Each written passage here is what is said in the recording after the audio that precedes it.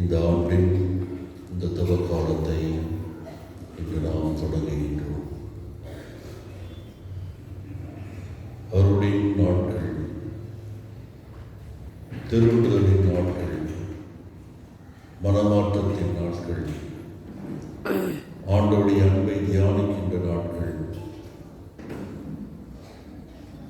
ஆண்டவரை விட்டு மறந்து சென்றிருந்தால் மீண்டும் ஆண்டவரிடத்தில் திரும்புகின்ற நாட்களாக இந்த தவ நாட்கள் நமக்கு கொடுக்கப்படுகின்றது. ஆக இந்த நாட்களை நாம் தூய உள்ளத்தோடு அனுசரித்து ஆண்டவருடைய பாடுகளை தியானித்து நம்முடைய வாழ்வை சரியாக்கிக் கொள்ள கொடுக்கப்பட்ட இந்த காலத்தை நாம் சரிவர பயன்படுத்தி ஆண்டவருடைய அன்பை முழுமையாக அறிந்து கொள்ள ஜெபிப்போம். இன்றைய நாளிலே திருநூற்று புதன் என்று சொல்லி நாம் தொடங்குகின்றோம். நம்முடைய இனத்திலே அந்த விபதியானது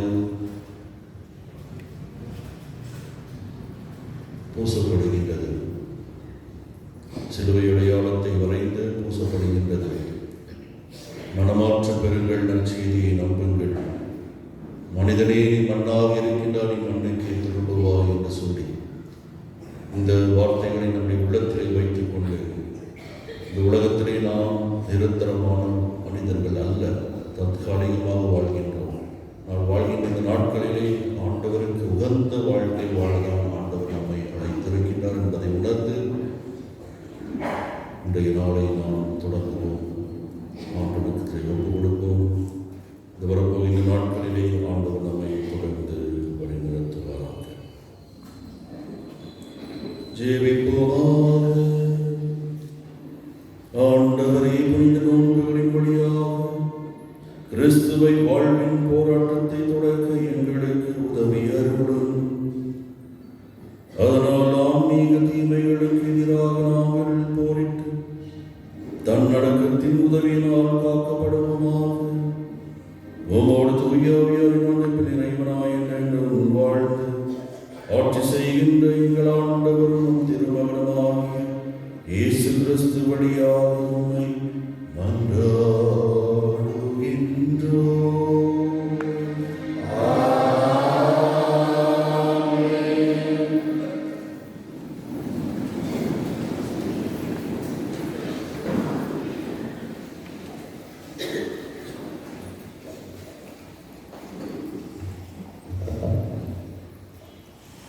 நீங்கள் உங்கள் உடைகளை கிழித்துக் கொள்ள வேண்டாம், இதயத்தை கிழித்துக் கொள்ளுங்கள். இறைவாக்கினர் யோவேல் நூலிலிருந்து வாசகம். ஆண்டவர் கூறுகிறார், இப்பொழுதாவது உண்ணான் நோன்பிருந்து அழுது புலம்பிக் கொண்டு உங்கள் முழு இதயத்தோடு என்னிடம் திரும்பி வாருங்கள். நீங்கள் உங்கள் உடைகளை கிழித்துக் கொள்ள வேண்டாம், இதயத்தை கிழித்துக் கொண்டு உங்கள் கடவுளாகிய ஆண்டவரிடம் திரும்பி வாருங்கள். அவர் அருள் நிறைந்தவர், இரக்கம் மிக்கவர், நீடிய பொறுமையுள்ளவர், பேரன்பு மிக்கவர், செய்ய கருதிய தீங்கை குறித்து மனம் மாறுகின்றவர்.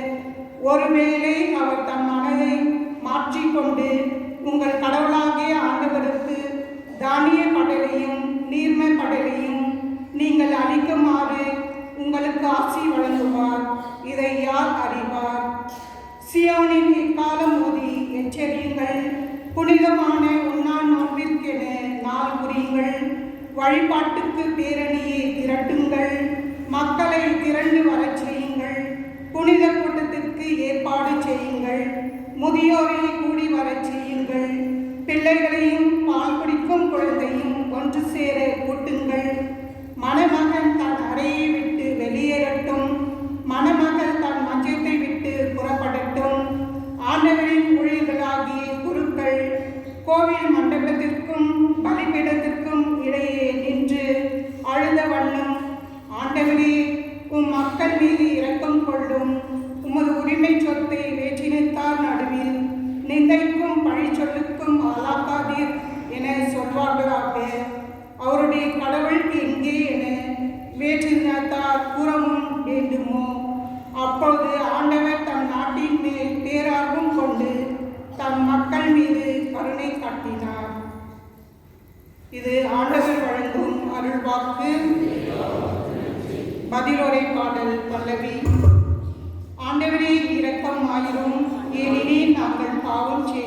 ஆண்டவரே இரக்கமாயிரும், ஏனெனில் நாங்கள் பாவம் செய்தோம். கடவுளே, உமது பேரன்பிற்கு ஏற்று எனக்கு இறங்கும். உமது அளவற்ற இரக்கத்திற்கேற்று என் குற்றங்களை துடைத்தள்ளும். என் தீவினை முற்றிலும் நீங்கும்படி என்னை கழுவியள்ளும். என் பாவம் அற்றுப்போகும்படி என்னை தூய்மைப்படுத்தியள்ளும். பல்லவி. ஆண்டவரே இரக்கமாயிரும், ஏனெனில் நாங்கள் பாவம் செய்தோம். ஏனெனில் என் குற்றங்களை நான் உணர்கின்றேன். என் பாவம் எப்பொழுதும் என் மனக்கண் முன் நிற்கின்றது. உமக்கு எதிராக நான் பாவம் செய்தேன். உன் பார்வையில் தீயது செய்தேன். பல்லவி. ஆண்டவரே இரக்கமாயிரும், ஏனெனில் நாங்கள் பாவம் செய்தோம். கடவுளே, தூயதோர் உள்ளத்தை என்னுள்ளே படைத்தள்ளும். உறுதி தரும் ஆவியையும் புதுப்பிக்கும் ஆவியையும் என்னுள்ளே உருவாக்கியள்ளும். உமது முன்னிலையிலிருந்து என்னை தள்ளிவிடாதையும். உமது தூய ஆவியை என்னிடமிருந்து எடுத்து விடாதையும். பல்லவி. ஆண்டவரே இரக்கமாயிரும், ஏனெனில் நாங்கள் பாவம் செய்தோம். உம் மீட்பின் மகிழ்ச்சியை மீண்டும் எனக்கு அளித்தள்ளும். தன்னார்வம் மனம் தந்து என்னை தாங்கியள்ளும். என் தலைவரே, என் இடர்களை திறந்தள்ளும். அப்போது என் வாய் உமக்கு புகழ் சாற்றிடும். பல்லவி. ஆண்டவரே இரக்கமாயிரும், ஏனெனில் நாங்கள் பாவம் செய்தோம். இரண்டாம் வாசகம். கடவுளோடு ஒப்புரவாகுங்கள், இதுவே தகுந்த காலம். திருத்தூதர் பவுல் கொரிந்தியருக்கு எழுதிய 2ஆம் திருமுகத்தில் இருந்து வாசகம். சகோதரர் சகோதரிகளே, நாங்கள் கிறிஸ்துவின் தூதுவர்களாய் இருக்கிறோம். கடவுளே எங்கள் வாயிலாக வேண்டுகோள் விடுக்கிறார். ஆகவே கடவுளோடு ஒப்புரவாகுங்கள் என்று கிறிஸ்துவின் சார்பில் நாங்கள் மன்றாடுகிறோம். நாம் கிறிஸ்து வழியாக தமக்கு ஏற்புடையவராகுமாறு கடவுள் பாவம் அறியாத அவரை பாவ நிலை ஏற்கச் செய்தார். நீங்கள் கடவுளிடமிருந்து பெற்றுக்கொண்ட அருளை வீணாக்க வேண்டாம் என அவரோடு இணைந்து உழைக்கும் நாங்கள் கேட்டுக்கொள்ளுகின்றோம். தகுந்த வேளையில் நான் உமக்கு பதிலளித்தேன், விடுதலை நாளில் உமக்கு துணையாயிருந்தேன் என கடவுள் கூறுகிறார். இதுவே தகுந்த காலம், இன்றே மீட்பு நாள். ஆண்டவரின் அருள்வாக்கு.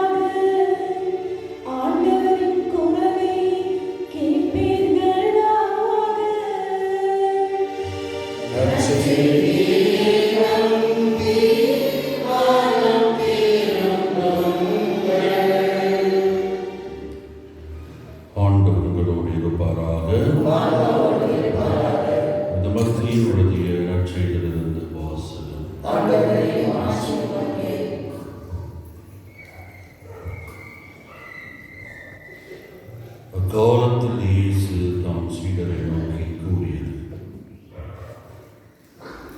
மக்கள் பார்க்க வேண்டும் என்று அவர்கள் முன் உங்கள் செயல்களை செய்யாதீர்கள். இதை குறித்து நீங்கள் எச்சரிக்கையாயிருங்கள். இல்லை என்றால் உங்கள் விண்ணக தந்தையிடமிருந்து உங்களுக்கு கைமாறு கிடைக்காது. நீங்கள் தர்மம் செய்யும் போது உங்களை பற்றி தப்பட்டம் அளிக்காதீர்கள்.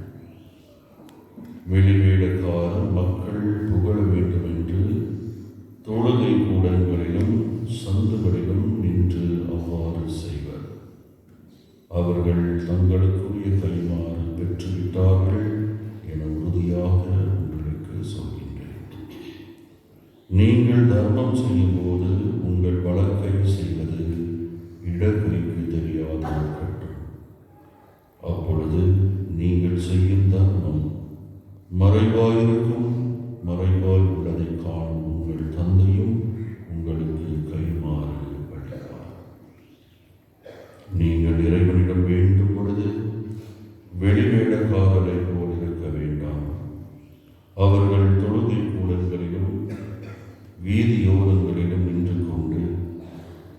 மக்கள் பார்க்க வேண்டும் என இறைவேண்டல் செய்ய விரும்புகிறார்கள். அவர்கள் தங்களுக்குரிய கைமாறு பெற்றுவிட்டார்கள் என உறுதியாக உங்களுக்கு சொல்கின்றேன். ஆனால் நீங்கள் இறைவனிடம் வேண்டும் பொழுது உங்கள் உள்ளறைக்கு சென்று கதவை அடைத்துக் கொண்டு மறைவாய் உள்ள உங்கள் தந்தையை நோக்கி வேண்டுங்கள். மறைவாய் உள்ளதை காணும் உங்கள் தந்தையும் உங்களுக்கு கைமாறு அளிப்பார். மேலும் நீங்கள் நோன்பு இருக்கும்போது வெளிவேடக்காரரைப் போல முகவாட்டமாயிருக்க வேண்டாம். தாங்கள் நோன்பு இருப்பதை மக்கள் பார்க்க வேண்டும் என்று அவர்கள் தங்கள் முகங்களை விகாரப்படுத்திக் கொள்கின்றார்கள். அவர்கள் தங்களுக்குரிய கைமாறு பெற்றுவிட்டார்கள் என உறுதியாக உங்களுக்கு சொல்கின்றேன்.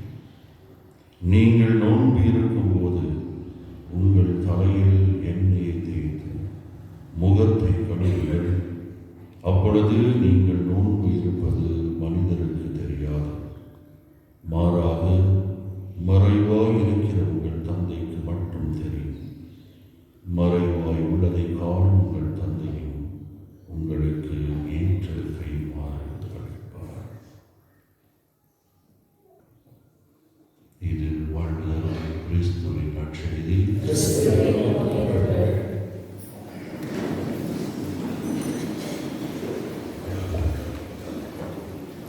ஆண்டவர் இயேசு கிறிஸ்துவில் வாழ்ந்த சகோதர சகோதரிகளே,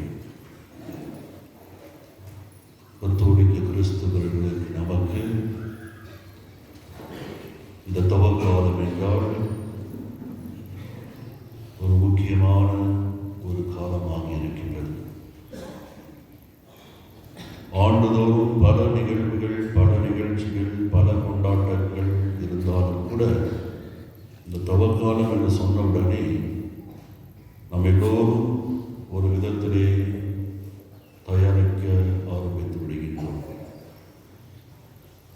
ஜெபத்திலே ஈடுபட ஆரம்பித்து விடுகின்றோம். தியாகத்திலே ஈடுபட ஆரம்பித்து விடுகின்றோம். இன்னும் சிம்பிளாக சொல்ல போனால் இந்த தவக்காலத்தில் ரொம்ப பக்தியாயிடும். அப்படின்னா மற்ற நாளில் பக்தி ஆகிடலான்ட்டு இல்லை, மற்ற நாளில் கூட பக்தியாக தான் இருக்கும். ஆனால் இந்த தபசு காலத்தில் கொஞ்சம் ஓவராக பக்தியாக இருக்கும், ரொம்ப ஜாஸ்தி பக்தியாக இருக்கும். எதற்காக, ஏன் இந்த காலத்தை திருச்சபை நமக்கு கொடுப்பது? இந்த காலத்தில் இவ்வளவு ஜப தவங்கள் நாம் செய்வது எதற்காக என்று நாம் ஆராய்ந்து பார்க்க வேண்டும். வருஷம் வருது, ஆக நான் கடைபிடிக்கிறேன். வருஷம் 40 நாள் தவக்காலம் இருக்கும், வரும், போகும், ஈஸ்டர் கொண்டாடுவோம். அதிலிருந்து மறுபடியும் பழையபடி நான் என்னுடைய வாழ்க்கையை நான் தொடங்குவேன் என்று சொன்னால் இந்த தவக்காலம் நமக்கு மற்ற காலங்களைப் போல தான். பல முயற்சிகள் நாம் செய்யலாம், ஆனால் ஒரு பலன் இல்லாமல் போய்விடும். ஆனால் அந்த பலன் பெற வேண்டும் என்றால் நாம் உண்மையாக உணர வேண்டும், ஆண்டவர் ஏன் இந்த நாட்களை நமக்கு கொடுத்திருக்கிறார். இந்த தவக்காலத்திலே நாம் ஆண்டவரை பார்த்து, ஐயோ ஆண்டவர் எனக்காக பாடுபட்டார், ஐயோ எனக்காக ரத்தம் சிந்தினார், ஐயோ எனக்காக சிலுவையில் இறந்தார் என்று பரிதாபம் பார்ப்பதற்கல்ல, பரிதாபப்பட்டு சோகத்தை கடைபிடிக்க அல்ல, மாறாக இதை தியானிக்கின்ற நாம் அனைவரும், ஆண்டுடைய பாடுகளை தியானிக்கின்ற நாம் ஒவ்வொருவரும் ஆண்டவருடைய ஆழமான அன்பை உணர்ந்து கொள்ள வேண்டும். இவ்வளவாக ஆண்டவர் என்னை அன்பு செய்கின்றாரா? இவ்வளவாக ஆண்டவர் என்னை நேசிக்கின்றாரா? இவ்வளவாக எனக்காக அவர் பாடுபட்டு இருக்கின்றாரா? இவ்வளவாக அவர் எனக்காக ரத்தத்தை சிந்தி இருக்கின்றாரா? இவ்வளவாக தன்னுடைய வாழ்வை அந்த சிலுவையில் எனக்காக தியாகம் செய்திருக்கின்றாரா என்பதை நாம் உணர்ந்து கொள்ள வேண்டும். இதுதான் முக்கியம். நம்முடைய ஆன்மீக இந்த தவ முயற்சிகள் எல்லாம் இதை நோக்கிய வண்ணமாக தான் இருக்க வேண்டும். ஆண்டுடைய அன்பை ஆழமாக, இன்னும் ஆழமாக, ஆண்டுடைய இரக்கத்தை இன்னும் ஆழமாக, ஆண்டுடைய கருணையை இன்னும் ஆழமாக கற்றுக்கொள்ள வேண்டும். நமக்கு தெரியும் ஆண்டவரும் அன்பு செய்கிறார், நம்மளை இரக்கமாக இருக்கிறார், நம்மை மன்னிக்கிறார் என்று எல்லாருக்கும் தெரியும். இன்னும் அதிகமாக நாம் அதை தியானிக்க வேண்டும். ஆகவே ஒவ்வொரு ஆண்டும் கொடுக்கப்படுகின்றது. அதை நாமும் கூட தவ காலத்திலே மிக சிறப்பாக நாம் கொண்டாடுகின்றோம், கடைபிடிக்கின்றோம். ரொம்ப நல்லது, ரொம்ப நல்லது. இந்த நாளிலே ஆண்டவர் நமக்கு என்ன சொல்கின்றார்? இந்த தவ காலத்தை நாம் ஆரம்பிக்கின்ற போது ஆண்டவர் என்று நமக்கு என்ன சொல்கின்றார்? ஒன்றே ஒன்று சின்ன சிந்தனையை உங்களுக்கு முன்ன வைக்கிறேன். ஒன்றே ஒன்று சிந்தனை. நீங்கள்லாம் டாக்டர்கிட்ட போனீங்கன்னா டாக்டரில் பரிசோதிச்சுட்டு என்ன பண்ணுவார்? என்ன பண்ணுவார்? நமக்கு உடம்பு சரியில்லை, நம்ம டாக்டர்கிட்ட போகிறோம். டாக்டர்கிட்ட போனோம்னா நம்ம பார்த்துட்டு அதெல்லாம் டெஸ்ட்டெல்லாம் பண்ணிவிட்டு நீங்கள் உங்களுக்கு இது வந்துருக்குது, அப்படி வந்துருக்குது, நீங்கள் இது சாப்பிடணும், அதை சாப்பிடாதீங்க, இப்படி இருக்கோ அப்படி இருக்கணும் அப்படின்ட்டு அதெல்லாம் சொல்லி முடிச்சுட்டு இந்த ஸ்கேன் எடுக்கணும், அந்த ஸ்கேன் எடுக்கணும், இந்த டெஸ்ட் எடுக்கணும், அந்த டெஸ்ட் எடுக்கணும் எல்லாம் சொல்லிவிட்டு கடைசியில் நம்ம கையில் ஒரு ஸ்லிப்பு ஒன்று கொடுப்பாரு. என்ன கொடுப்பாரு? பில்லு இல்லை, அது பில் அப்புறமா கொடுப்பாரு. அதுக்கு முன்னாடி ஒன்று கொடுப்பாரு. என்ன கொடுப்பாருன்னா ப்ரிஸ்கிரிப்ஷன் ஒன்று கொடுப்பாரு. ஒரு சீட்டில் இந்த மருந்து நீங்கள் சாப்பிடணும், இந்த மருந்து சாப்பிடணும், இந்த மருந்து நீங்கள் சாப்பிடணும். அந்த ஒவ்வொரு மருந்துக்கு பின்னாடி ஒரு ஒரு ஒரு சிம்பிள் ஒன்று போடுவார், ஒரு வட்டம் ஒன்று போடுவார். பார்த்துக்கிறீங்களா? ஒரு வட்டம் போட்டு 1, அப்படி ஒரு லைன் போட்டு இன்னொரு வட்டம் போட்டு 1, இன்னொரு லைன் போட்டு இன்னொரு வட்டம் போட்டு 1 போட்டு. பார்த்துக்கிறீங்களா? பார்த்துக்கிறீங்களா? அது என்ன அர்த்தம்? அது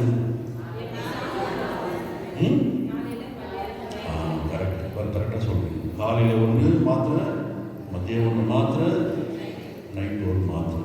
ப்ரிஸ்கிரிப்ஷன் இதுதான். அதில் நிறைய பேர் இன்னும் கேட்பீங்க, டாக்டர் இது சாப்பிட்றதுக்கு முன்னாடியா சாப்பிட்றதுக்கு பின்னாடியா இல்லையா?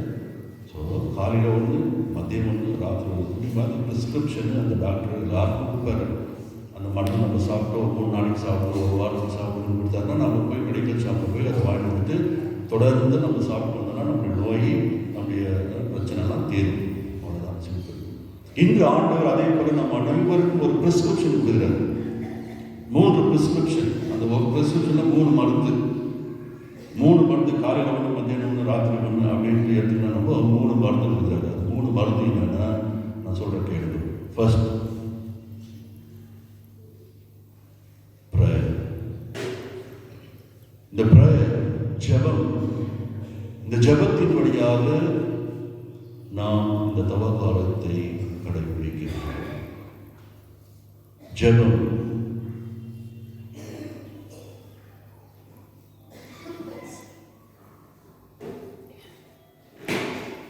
ஆண்டவரிடம் திரும்ப, turn to God. சொல்லுங்க, turn to God. ஆண்டவரிடத்தில் திரும்ப வேண்டும். யோசிச்சு பார்க்க, நம்முடைய வாழ்க்கை பயணத்தில் நம்ம எந்த டைரக்ஷனில் போயிட்டு இருக்கோம்? ஏதோ டைரக்ஷனில் போயிட்டு இருக்கிறோம். பக்தி, விசுவாசம், அது எல்லாம் இருக்குது. ஆனால் நம்ம போய் கொண்டு இருக்கிற டைரக்ஷன் எப்படி இருக்குது நம்ம பார்க்கணும். அது ஆண்டவரை நோக்கிய வண்ணமாக இருக்கின்றதா, ஆண்டவரை பார்த்ததாக இருக்கின்றதா, ஆண்டவரை சேருகின்ற ஒரு இடமாக நம்முடைய டைரக்ஷன் இருக்குதா என்று பார்க்கணும். அது ஆண்டவர் என்று சொல்றாரு, turn towards me. என்னிடத்தில் திரும்பி வா, என்னிடத்தில் திரும்பி வா. turn towards me, turn to God. ஆக இந்த ஜெபமானது நம்மை ஆண்டவரிடத்தில் மீண்டும் வர உதவியாக இருக்கிறது. மீண்டும் அந்த ஆண்டவரிடத்தில் வந்து சேர நமக்கு உதவியாக இருக்கிறது.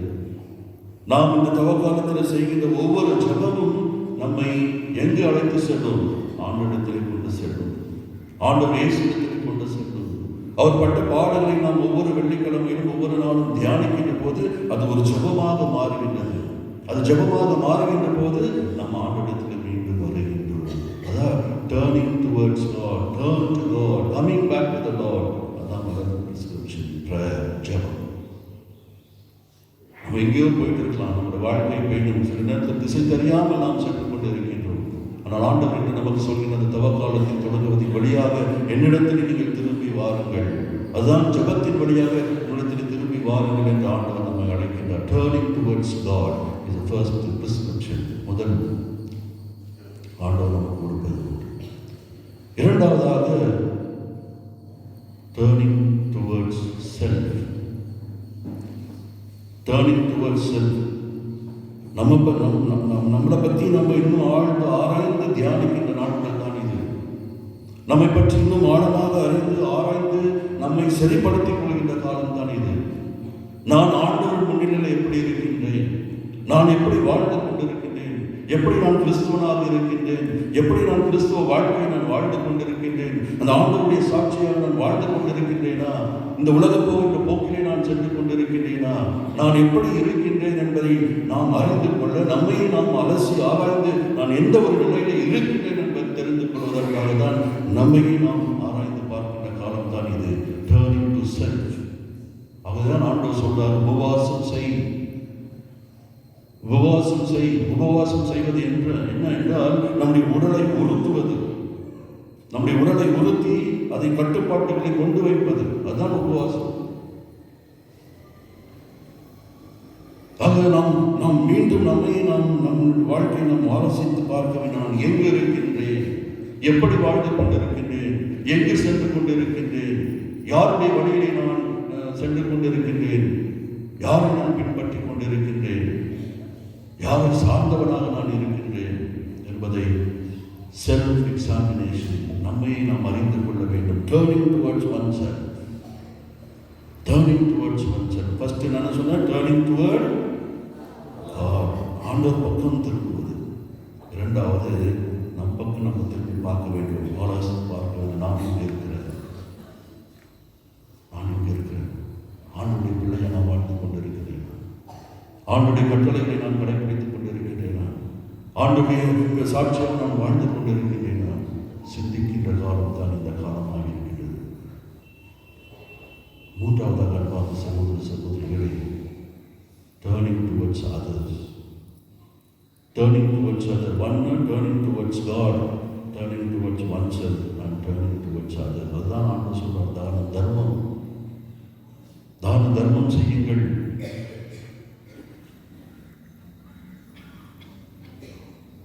நீங்கள் பிறருக்கு உதவி செய்ததெல்லாம் நீ எனக்கே செய்தாய். சின்ன சிறிய இவர்களுக்கு நீ செய்த போதெல்லாம் நீ எனக்கே செய்கின்றாய். ஆக நான் உனக்கு எல்லாவற்றையும் கொடுத்திருக்கின்றேன், உனக்காக அல்ல, பிறருக்காக, சுயநலத்துக்காக அல்ல, பிறநலத்துக்காக. ஆக இந்த தவக்காலம் இந்த மூன்று சிந்தனைகளை நமக்கு கொடுக்கின்ற, நாம் பிறருக்காக, நாம் பிறருடைய நலனுக்காக நாம் வாழ வேண்டும், பிறருடைய நலனை நாம் கருத்தில் கொண்டு அவர்களுக்கு உதவி செய்ய வேண்டும். ஆகவே ஆண்டவர் நற்செய்தி சொன்னார், தான தர்மங்களை செய்ய வேண்டும். உடைய வழக்கை கொடுப்பது இலக்கை தெரியாத இருக்கட்டும். எல்லோரும் பார்க்க வேண்டும், எல்லோரும் உன்னை போற்ற வேண்டும், புகழ வேண்டும் என்பதற்காக நீ செய்யாதே. மறைவாய் செய், அதை ஆண்டவருக்கு பிரதிபலன் கொடுப்பார். ஆக நீ ஆண்டவரிடத்திலே திரும்புகின்ற போது நீ உன்னை அறிந்து கொள்வார், நீ யார் என்று. ஆண்டவரிடத்தில் திரும்புகின்ற போது நான் யார் என்று நான் அறிந்து கொள்வேன். நான் யார் என்று நான் அறிந்து கொள்ள நான் மற்றவர் பக்கம் திரும்புவேன், மற்றவர்களுக்கு நான் உதவி செய்வேன், சுயநலவாதிகளாக நான் வாழ மாட்டேன். அகன்பார்ந்த சகோதர சகோதரிகளை, இந்த தவக்காலம் இந்த நற்செய்தியின் வழியாக ஆண்டவர் மூன்று விஷயங்கள் தான் சொல்றாரு. ஜெபம், தியாகம், உபவாசம், பிறர் சேவை, உதவி செய்வது. ஆக இந்த மூன்று சிந்தனைகளை நாம் மனதிலே கொண்டு இந்த தவக்காலத்திலே நாம் ஆண்டவர் விட்டு தூர சென்றிருந்தால், நாம் நம்மை நாம் மறந்திருந்தால், நாம் பிறருக்கு எதுவும் செய்யாமல் வாழ்ந்து கொண்டிருந்தால், மீண்டும் ஆண்டவரிடத்திலே வருவோம், நம்மை ஆலோசித்து பார்த்துக் கொள்வோம், பிறரை நாம் நினைவுகூர்ந்து பிறருக்கு நாம் உதவி செய்வோம். அப்போதுதான் நாம் செய்கின்ற இந்த எல்லா தவ முயற்சிகளுக்கும் ஒரு அர்த்தம் இருக்கும், ஒரு அர்த்தம் இருக்கும். இதிலே ஒரு ஆசீர்வாதமும் நமக்கு ஆண்டவர் கொடுக்கிறார்.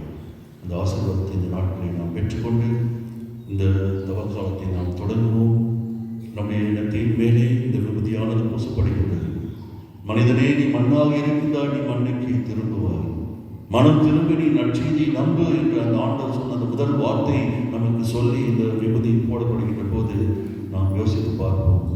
இதுதான் தகுந்த காலம், இதுதான் ஏற்ற காலம். இந்த 2ஆம் வாசகத்தில் சொன்னது போல ஏற்புடைய காலம் இதுதான், ஆண்டவருக்கு உகந்த காலம் இதுதான். என்ன செய்ய வேண்டும்? ஆண்டவரத்தில் திரும்ப வேண்டும், நம்மை நாம் ஆலோசித்து பார்க்க வேண்டும், பிறருக்காக நாம் வாழ வேண்டும். இதைதான் நாம் செய்ய கடமைப்பட்டிருக்கின்றோம், அழைக்கப்பட்டிருக்கின்றோம் உணர்ந்து இந்த தவக்காலத்தை தொடங்குவோம். ஆண்டவர் நாம் எடுக்கிற ஒவ்வொரு முயற்சிகளையும் ஆசீர்வதிப்பாராக. நாம் செய்கிற ஒவ்வொரு உபவாசமும், ஒவ்வொரு ஜெபமும், ஒவ்வொரு தவமும், ஒவ்வொரு தான தர்மமும் ஆண்டவரால் ஏற்றுக்கொள்ளப்பட்டு அதை ஆசீர்வாதமாக மாற்றி நம்மை புனிதப்படுத்தி நம்மை மாற்றி நாம் முழுமையாக ஆண்டவருக்கு சொந்தமாக, முழுமையாக ஆண்டவருக்கு உகந்தவர்களாக நாம் ஆண்டுடைய சாட்சிகளாக இன்றுமே வாழ்ந்திட ஆண்டவர் நம்மை ஆசீர்வதித்திட தொடர்பு செய்வோம். ஆமென்.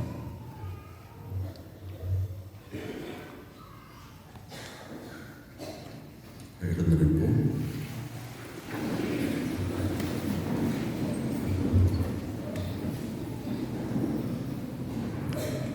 அன்புமிக்க சகோதர சகோதரிகளே, தந்தையாம் கடவுளை நோக்கி பணிவுடன் மன்றாடவும்.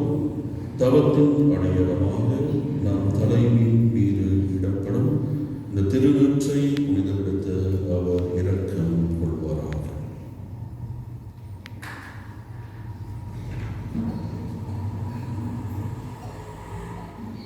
மன்றாடுவோமாக. இறைவா, எங்கள் தாழ்ச்சியின் பொருட்டு நீ மனம் இறங்குகின்றி, பரிகாரத்தினால் மகிழ்கின்றி, பக்தியுள்ள எங்கள் மன்றாட்டுக்களை செவிசாய்த்தருளும். திருநூற்றை பூசிக்கொள்ளும் உம் அடியார்கள் மீது உமது ஆசியின் அருளை கனிவுடன் புரிந்தருளும். அதனால் நாங்கள் தவக்காலத்தின் தவ முயற்சிகளை பின்பற்றி உம் திருமகனின் பாஸ்கா மறை நிகழ்வை கொண்டாடவும் தூய்மைப்படுத்தப்பட்ட மனதுடன் வாழவும் தகுதி பெறுவோமாக. எங்கள் ஆண்டவராகிய கிறிஸ்து வழியாக உம்மை மன்றாடுகின்றோம்.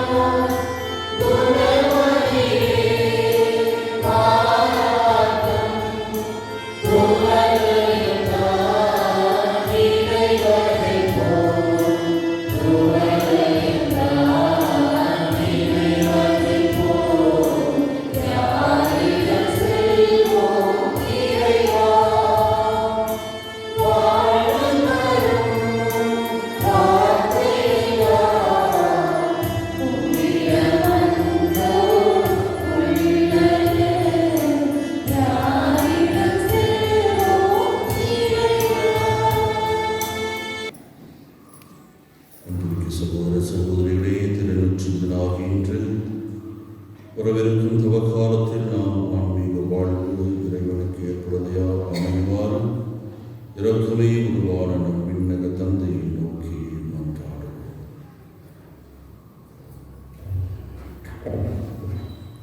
உங்களுடைய பதில், ஆண்டவரே எங்கள் மன்றாட்டை கேட்டருளும். வார்த்தையான இறைவா, உமது இறை வார்த்தையை பறைசாற்றி எங்கள் ஆன்மதாகம் தீர்க்கும் எம் திருத்தந்தை பிரான்சிஸ், எங்கள் பேராயர், ஏனைய ஆயர்கள், குருக்கள், துறைவர் அனைவரையும் ஆசீர்வதித்து இவர்கள் உமது சாட்சியாய் தொடர்ந்து வாழ உடல் உள்ள சுகம் தர வேண்டும் என்று இறைவா உம்மை மன்றாடுகிறோம். நீதியின் தலைவரே இறைவா, எம் நாட்டு தலைவர்களும் சமுதாய தலைவர்களும் மக்களின் நலன் கருதி பல முன்னேற்பாடுகள் எடுத்து அவற்றை நிறைவேற்றவும் எமது நாட்டில் நீதி தழைத்தோங்கும் வேண்டும் என்று இறைவா உம்மை மன்றாடுகிறோம். அருளின் ஊற்றாம் இறைவா, வைத்திருக்கும் போது அடியெடுத்து வைத்திருக்கும் போது பிள்ளையாகிய நாங்கள் எங்கள் பாவக்கட்டுகளிலிருந்து முழு விடுதலை பெற்று நிலை வாழ்வில் நிலைத்திருக்க அருள் புரிய வேண்டும் என்று இறைவா உம்மை மன்றாடுகிறோம். விடுதலை நாயகனே இறைவா, உடல் மன வியாதிகளாலும் மேலும் பல்வேறு பிரச்சனைகளாலும் கட்டுண்டு கிடக்கின்ற உமது பிள்ளைகள் உமது இரத்தத்தினால் கழுவப்பெற்று முழு விடுதலை பெற்று மக்களாக வாழ கருணை காட்ட வேண்டும் என்று இறைவா உம்மை மன்றாடுகிறோம். நம் தனிப்பட்ட தேவைகளுக்காக மன்றாடுவோம்.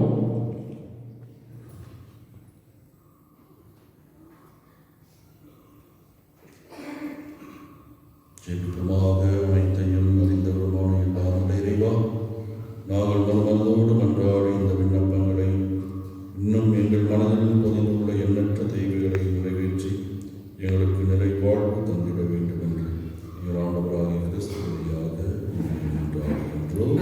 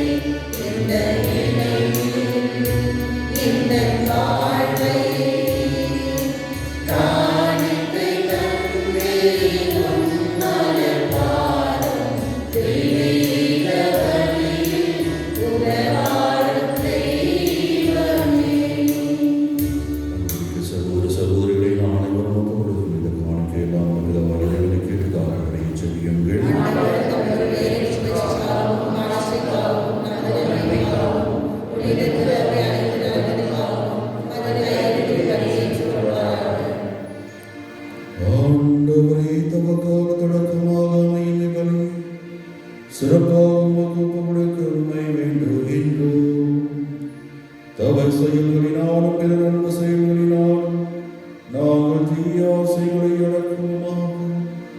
இவ்வாறு பாவத்திலிருந்து தூய்மை பெற்று உன் திருநாளின் பாடுகளை ஆர்வமுடன் கொண்டாடும் தகுதி உள்ளவர்களாக திகழ்வோமாக. என்றென்று வாழ்ந்து ஆட்சி செய்கின்றவர்களையாக மன்றாடுகின்றோம்.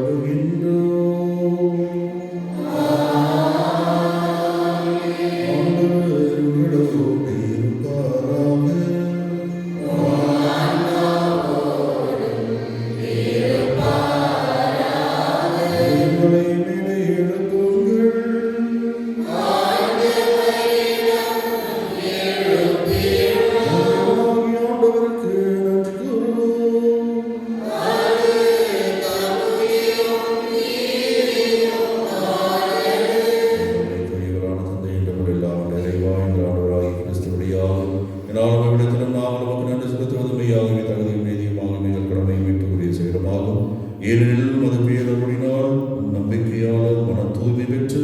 ஆண்டுதோறும் பாஸ்கா விழாவின் மறைப்பொருளை மகிழ்ச்சியுடன் எதிர்பார்த்திருக்க செய்கின்றேன்.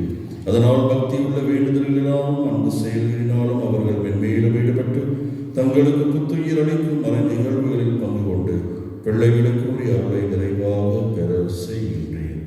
ஆகவே வானக தூதர் முதன்மை வானக தூதரோடு மலையனை தலைமை தாங்குவோம் வான்படைகள் அணைகள் அனைத்தோடும் சேர்ந்து நாங்கள் நமது மாட்சியை புகழ்ந்து முடிவின்றி சொல்வதாவது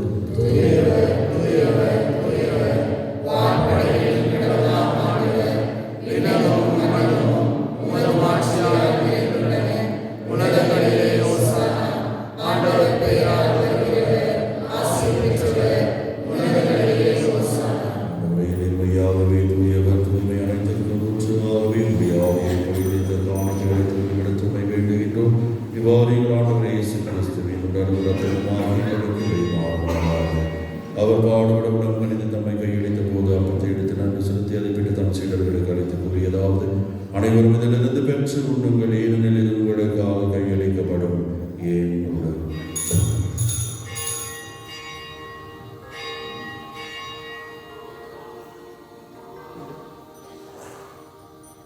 அவனமே இரவிலிருந்து இறந்திய பின் கிண்ணத்தை எடுத்து மேலும் நோக்கி நன்றி கூறி தாம் சீடர்களுக்கு அழைத்து அவர் கூறியதாவது அனைவரும் இதிலிருந்து பெற்று பருவுங்கள், ஏனெனில் புதிய நிலையான உடன்படிக்கைக்குரிய ரத்தத்தின் கிண்ணம் இது பாவ மன்னிப்புக்கு என்று உங்களுக்காகவும் பலருக்காகவும் சிந்தப்படும். இதை என் நினைவாக செய்யும்.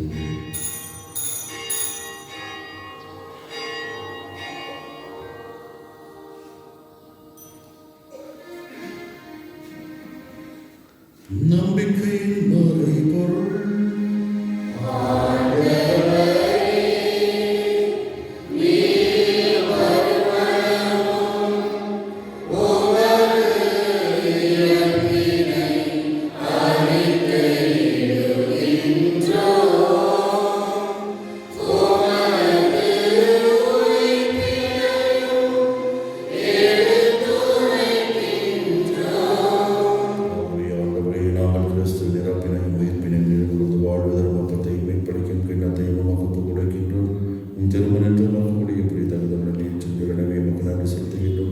மேலும் கிறிஸ்துவின் உடலிலும் ரத்தத்திலும் பங்குடன் எங்களை துறையாவியால் ஒன்று சேர்க்க வேண்டும் என்று தாழ்மையுடன் கொண்டாடுகின்றோம்.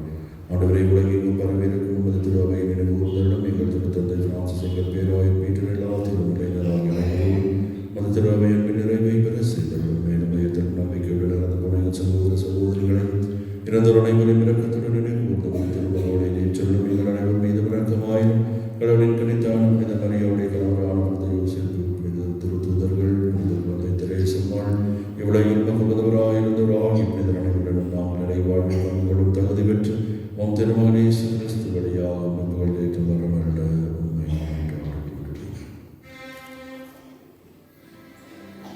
இவர் வழியாக இவருடைய எல்லாம் வல்ல இறைவனாகிய தந்தையே தூயாவினுடன் எல்லா புகழும் ஆட்சியும் என்று உமக்கு உரியதே.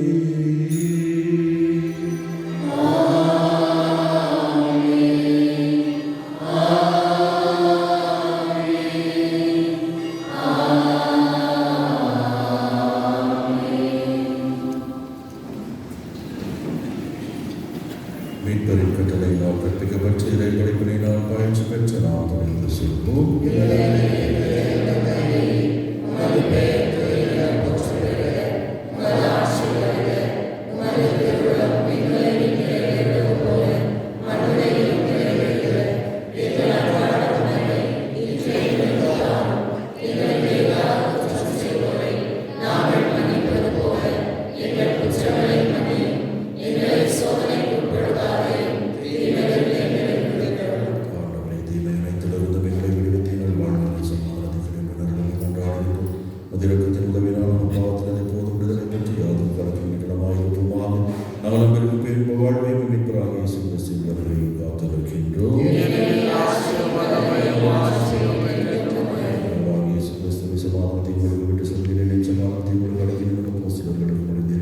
எங்கள் பாவங்களை பாராமல் திருச்சபை விசுவாசனை கண்டவர்கள் சமாதானத்தை பெற்று மனிதர்கள் என்று வாழ்ந்து ஆட்சி செய்கின்றவர் நீரே.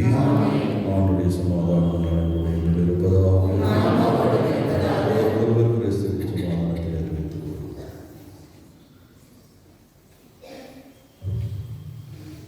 உலகின் பாவங்களை போக்கும் இறைவனின் சிலுவையே எங்கள் மேல் இரக்கமாயிரும்.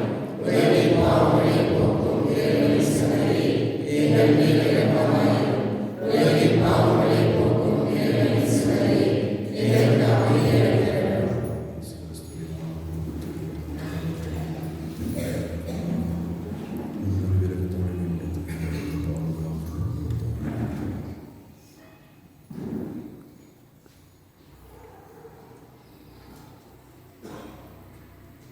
இதோ இறைவனின் செம்மறி, இவரை உலகின் பாவங்களை போக்குகின்றவர். விடைத்தருவிருந்து கணக்கப்பட்டிருக்கிற நம்ம ஒருவரும் பெயர் பெற்றோர்.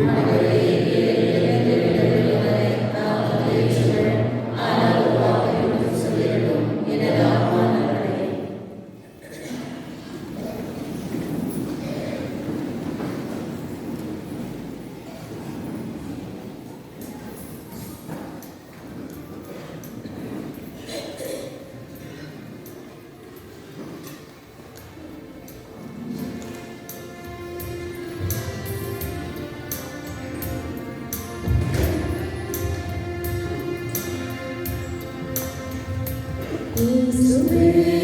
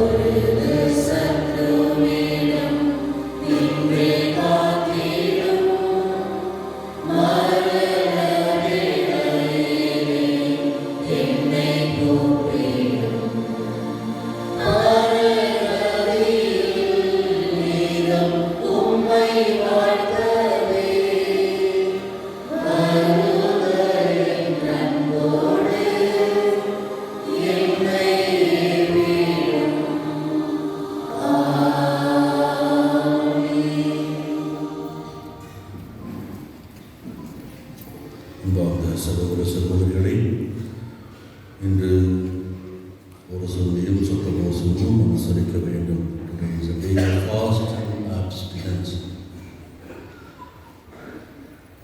இந்த தவக்காலத்திலே ஒவ்வொரு வெள்ளிக்கிழமைகளிலும் சிலுவை பாதைகள் இப்படியாக தயவு செய்தார்கள். காலை 10:30 மணிக்கு தமிழிலே சிலுவை பாதை இருக்கும். அதைத் தொடர்ந்து திருப்பலி இருக்கும். மாலை 5:30 மணிக்கு ஆங்கிலத்திலே சிலுவை பாதை, 6 மணிக்கு தமிழிலே திருப்பலி முடிந்தவர்கள் மீண்டும் தமிழிலே சிலுவை பாதை இருக்கின்றது. ஆகவே இந்த சிலுவை பாதைகளிலே வந்து கலந்து கொண்டு ஜெபித்து அவனுடைய அருளையும் ஆசீர்வாதத்தையும் பெற உங்களை அன்போடு அழைக்கின்றோம்.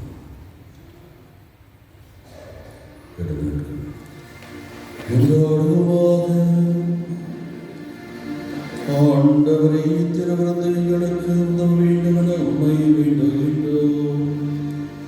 அதனால் எங்கள் நோன்புகள் உமக்கு எப்படி உணவாக நாங்கள் நலமடைய உதவுணவாக எங்கள் ஆண்டவராகிய கிறிஸ்துவடியாம் மன்றாடுகின்றோம். ஆண்டவர் உங்களோடு இருப்பாராக.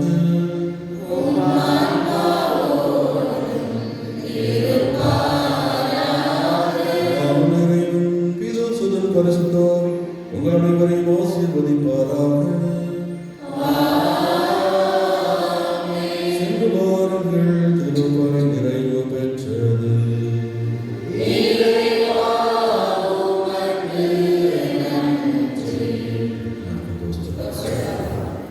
ஜூபிலி ஆண்டிற்கான ஜெபம். விண்ணக தந்தையே, உம் திருமகனும் என் சகோதரருமான இயேசு கிறிஸ்துவில் நீர் எங்களுக்கு வழங்கிய நம்பிக்கையும் தூய ஆவியார் வழியாக எங்கள் இதயங்களில் நீர் பற்றியறிய செய்த பிறரன்பு சுடரும் உமது அரசின் வருகைக்கான எதிர்நோக்கை எங்களில் தட்டி எழுப்புவதாக. நற்செய்தியின் விதைகளை நாளும் வளர்த்தெடுக்கும்